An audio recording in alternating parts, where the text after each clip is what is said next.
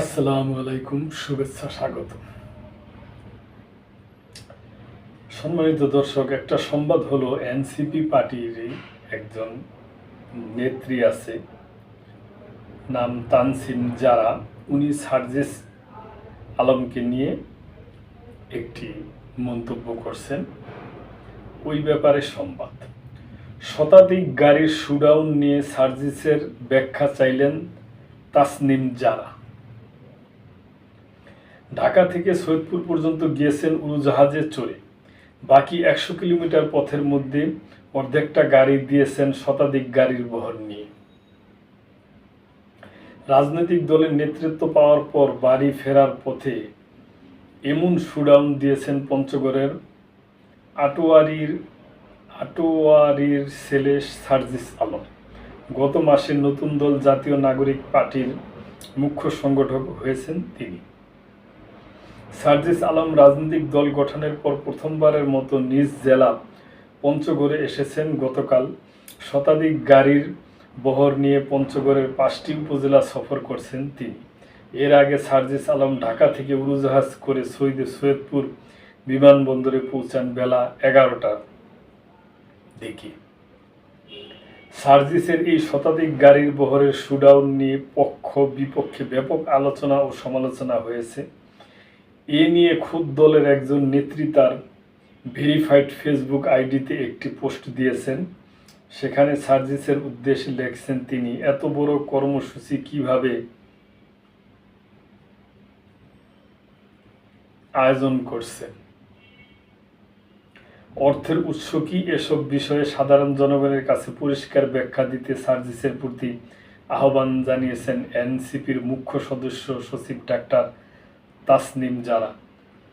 সম্মানিত দর্শক, আমি মনে করি ডাক্তার তাসনিম জারা যুক্তিযুক্ত এবং ভালো ব্যাখ্যা চাইছি। এইটাই দরকার। প্রতিটা দলেই এরকম গণতান্ত্রিক অবস্থা থাকা দরকার। সার্জিসের উদ্দেশ্যে লেখা তাসনিম জারার চিঠিটি হুবহু যুগান্তরের পাঠকদের সামনে তুলে ধরা হল। প্রিয় সার্জিস, আমি এই চিঠিটি লিখেছি আমাদের দলের একজন রাজনৈতিক কর্মী হিসাবে দলের নীতিগত অবস্থান ও স্বচ্ছতার প্রশ্ন থেকে। সম্প্রতি তোমার নিজ জেলায় শতাধিক গাড়ির একটি বড় বহর নিয়ে প্রবেশ করায় জনগণের মনে যৌক্তিকভাবেই কিছু প্রশ্ন তৈরি হয়েছে।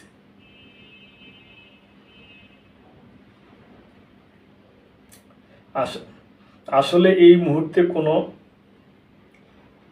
টাকা নাই, ধার করে চলতেছি, এটাই হচ্ছে রিয়েলিটি। আমার পকেটে মানি ব্যাগও নাই। তোমার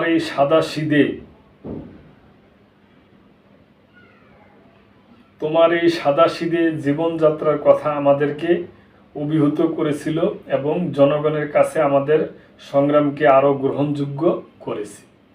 কিন্তু সেই প্রেক্ষাপটে এত বড় একটি আয়োজন কিভাবে সম্ভব হলো, এর অর্থায়ন ও ব্যবস্থাপনা কিভাবে হয়েছে তা নিয়ে মানুষের মনে প্রশ্ন আসাটা স্বাভাবিক। আমাদের দল স্বচ্ছতা, সততা ও জবাবদিহিতার ভিত্তিতে একটি নতুন রাজনৈতিক সংস্কৃতি গড়ে তোলার যে প্রতিশ্রুতি দিয়েছে, সে জায়গা থেকে এসব প্রশ্নের স্পষ্ট ও নির্ভরযোগ্য উত্তর দেওয়া আমাদের সবারই দায়িত্ব। আমি আশা করি বিষয়টি তুমি আন্তরিকতার সঙ্গে বিবেচনা করবে এবং জনগণের সামনে একটি গ্রহণযোগ্য ও পরিষ্কার ব্যাখ্যা তুলে ধরবে।